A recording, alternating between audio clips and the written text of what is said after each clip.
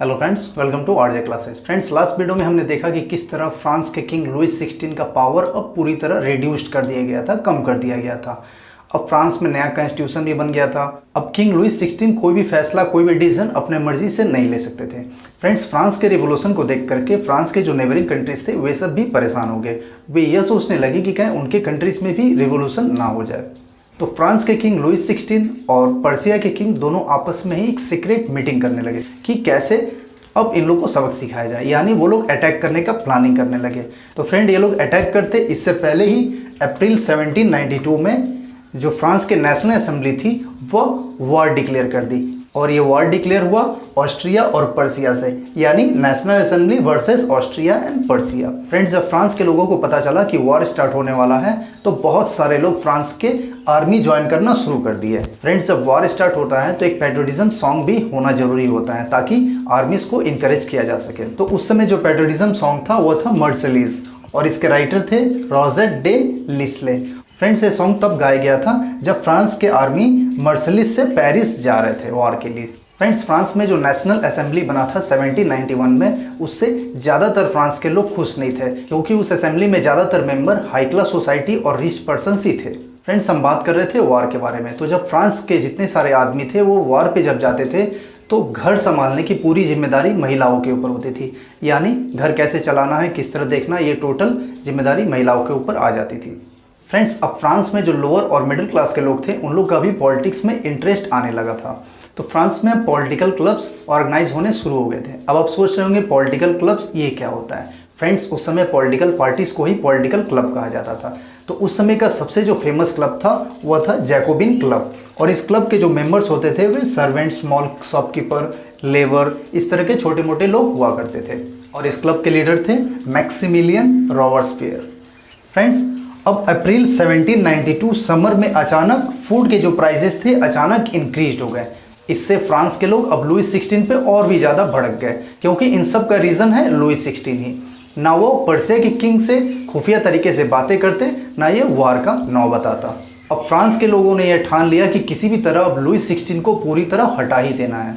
Friends, अब 10 अगस्त 1792 के सुबह ही लोगों ने पैलेस ऑफ ट्यूइलरीज पर अटैक कर दिया जहाँ पर किंग लुइस 16 रहते थे।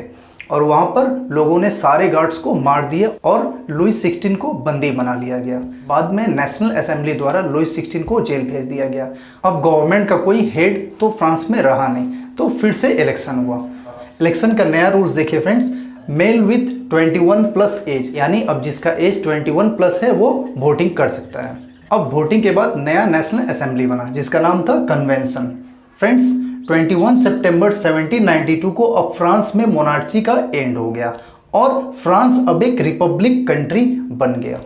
फ्रेंड्स, अब 21 जनवरी 1793 को लुइस 16 को पब्लिकली डेथ डिक्लेयर कर दिया गया। यानी पूरी पब्लिक के सामने लुइस 16 को डेथ दे दिया गया। और उसके कुछ दिन के बाद ही लुइस 16 के वाइफ को भी डेथ की सजा दे दी गई। फ्रेंड्स, 1793 में फ्रांस में अब एक नई गवर्नमेंट बनी जिसका हेड था मैक्सिमिलियन। और मैक्सिमिलियन जैकोबिन्स क्लब का भी हेड था। यानी अब गवर्नमेंट बन गई किसकी? मैक्सिमिलियन की, यानी जैकोबिन्स की। फ्रेंड्स, लेकिन जैकोबिन की गवर्नमेंट भी ज़्यादा दिन तक नहीं चल पाई। 1794 में जैकोबिन गवर्नमेंट का भी एंड हो गया। यानी सिर्फ 1 ईयर ही गवर्नमेंट चला पाई मैक्सिमिलियन ने। फ्रेंड्स, मैक्सिमिलियन एक बहुत ही स्ट्रिक्ट इंसान था। उसके रूल्स एंड रेगुलेशन बहुत ही स्ट्रिक्ट थे। वह नॉबल पर्सन्स या चर्च के लोगों को बिल्कुल पसंद नहीं करता था। फ्रेंड्स, मैक्सिमिलियन रॉबर्सपियर जिसको अरेस्ट करवाते थे, अगर वो कोर्ट में गिल्टी पाया जाता था तो उसको ग्यूलेटाइन कर देते थे। फ्रेंड्स, ग्यूलेटाइन क्या होता है वो पहले जानते हैं। ग्यूलेटाइन एक टाइप का मशीन है जो डेथ दिया जाता है जिससे, यानी जिससे किसी को सजा दी जाती है। ये फ्रेंड्स इस तरह का एक मशीन होता है। ये स्ट्रक्चर आप यहाँ देख सकते हैं। 2 साइड में एक एक पोल होता है और उसमें एक ब्लेड लगा रहता है और बीच में यहाँ जो गैप देख रहे हैं इसमें किसी इंसान के जो जिसको सजा देना है उसके सर को इसके अंदर डाल दिया जाता है और ऊपर से ब्लेड गिरा दिया जाता है और इस तरह उसको डेथ की सजा दे दी जाती है। फ्रेंड्स, मैक्सिमिलियन की गवर्नमेंट सिर्फ 1 ईयर ही चल पाई थी। उसके रीजंस क्या क्या थे आइए जानते हैं। फ्रेंड्स, उसके 1 ईयर के समय को रेन ऑफ टेरर भी कहा जाता है। अब क्यों इसे रेन ऑफ टेरर कहा जाता है? रेन ऑफ टेरर का मतलब होता है आतंक का समय। यानी इसका जो 1 ईयर का गवर्नमेंट था ये बहुत ही स्ट्रिक्ट था। तो आइए जानते हैं इस 1 ईयर में मैक्सिमिलियन ने क्या क्या किया था। He guillotined those people who were against him, जो भी उसके खिलाफ रहता था, जो भी उसके दुश्मन होते थे, उसे वो गिलेटाइंड कर देते थे। गिलेटाइंड किस तरह किया जाता था अभी मैंने आपको बताया। Next, his government fix a limit on wages and salaries, यानी वेजेस और सैलरीज वो लोगों का फिक्स कर देता था, यानी वर्क कितना भी हो जाए लेकिन सैलरी और जो वेज फिक्स है वही मिलेगा। Next, he fixed a limit on bread and meat to buy, meat और ब्रेड खरीदने के लिए भी वो एक लिमिट फिक्स कर दिया, यानी कोई इंसान अगर चाहे उसके पास ज़्यादा पैसा हो और ज़्यादा मीट और ब्रेड ले तो वो नहीं ले सकता, हर लोग को बराबर अमाउंट का ब्रेड और मीट ही मिलेगा।